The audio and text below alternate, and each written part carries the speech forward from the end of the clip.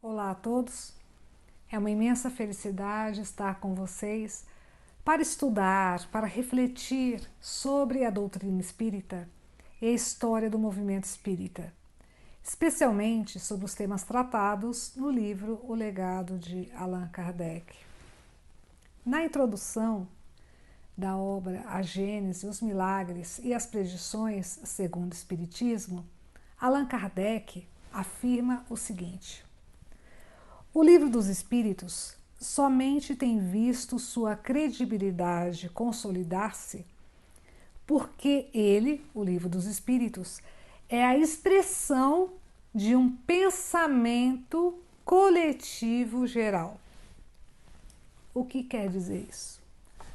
Quer dizer que o Livro dos Espíritos é a expressão de um pensamento coletivo e geral, ou seja, do ensino coletivo e concordante dos espíritos. O Livro dos Espíritos não resulta da opinião pessoal desse ou daquele espírito. Além disso, Allan Kardec também explica na introdução da obra A Gênese, os Milagres e as Predições segundo o Espiritismo o seguinte: como os mesmos escrúpulos presidiram a redação de nossas outras obras, pudemos com toda a verdade denominá-las segundo o Espiritismo. Por quê? Porque tínhamos a certeza da conformidade delas com o ensino geral dos Espíritos. Então, o que quer dizer isto? Quer dizer que Allan Kardec denominou suas obras segundo o Espiritismo porque elas estavam de acordo com o ensino geral dos Espíritos, porque ele tinha certeza de que elas estavam de acordo com o ensino geral dos Espíritos. Portanto, o que significa a expressão segundo o Espiritismo? Significa que aquela obra está de acordo com o ensino concordante coletivo dos espíritos, que aquela obra não resulta da opinião pessoal desse ou daquele espírito. Allan Kardec também esclarece na introdução da obra A Gênese, os Milagres e as Predições segundo o Espiritismo o seguinte: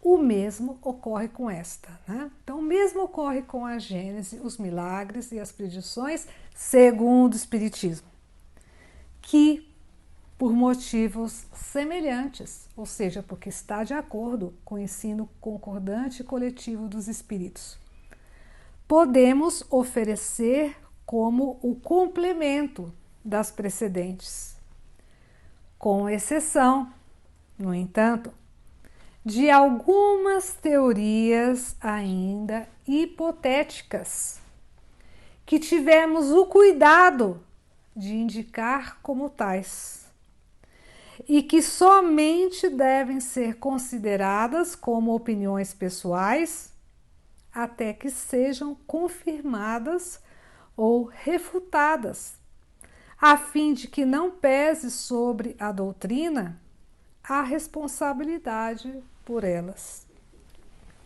Então, na obra A Gênese, os Milagres e as Predições segundo o Espiritismo, existem teorias ainda hipotéticas que ainda não foram confirmadas ou refutadas pelo ensino coletivo e concordante dos espíritos?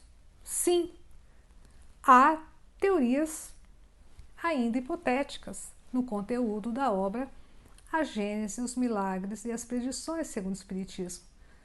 Mas então, o fato de haver teorias ainda hipotéticas no conteúdo dessa obra? Invalida o conteúdo dessa obra? De nenhum modo. De nenhum modo. Por que não invalida?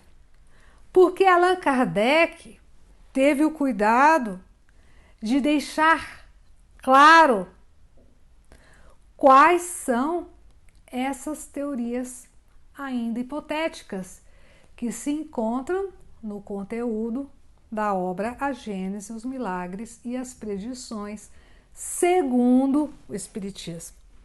Vamos ver um exemplo para que tenhamos essa questão mais clara, né? Então, no capítulo 15, itens 64 a 68 da obra A Gênese, os Milagres e as Predições segundo o Espiritismo, uma passagem que trata do desaparecimento do corpo de Jesus. Se estudamos essa passagem, o que constatamos? Constatamos claramente o seguinte, que, segundo o Espiritismo, ou seja, segundo a lógica e o ensino coletivo e concordante dos espíritos, Jesus teve um corpo físico quando esteve na Terra. Diferentemente do que sustenta o rustenguismo, para o qual Jesus não teve um corpo físico quando esteve na Terra. Mas para o Espiritismo, segundo o Espiritismo, segundo a lógica e o ensino coletivo e concordante dos espíritos, Jesus teve sim um corpo físico quando esteve na Terra. O que é teoria hipotética? O que ainda não foi confirmado nem refutado pelo ensino coletivo e concordante dos espíritos. De que modo desapareceu o corpo físico de Jesus depois de sua desencarnação? Se foi retirado clandestinamente, se houve um fenômeno com intervenção espiritual. Isso é teoria hipotética, são hipóteses não confirmadas nem refutadas. E Allan Kardec deixa isto muito claro. Então, queridos amigos, verificamos claramente, né, que o estudo direto das obras de Allan Kardec faz com que nós possamos compreender melhor a doutrina espírita e esclarecer dúvidas, confusões que pode haver sobre várias questões doutrinárias. Agradeço imensamente a atenção de vocês, o carinho, a amizade fraterna de tantos companheiros de vários países, a divulgação desses vídeos, estejam à vontade para divulgá-los. A Rádio Portal da Luz, as outras rádios espíritas que estão divulgando os nossos estudos, o site Autores Espíritas Clássicos, o blog Bruno Tavares e tantos outros sites, blogs, canais de YouTube, perfis e páginas de Facebook que estão divulgando os nossos estudos. E desejamos a todos, de coração, muita paz, muita saúde e muita felicidade.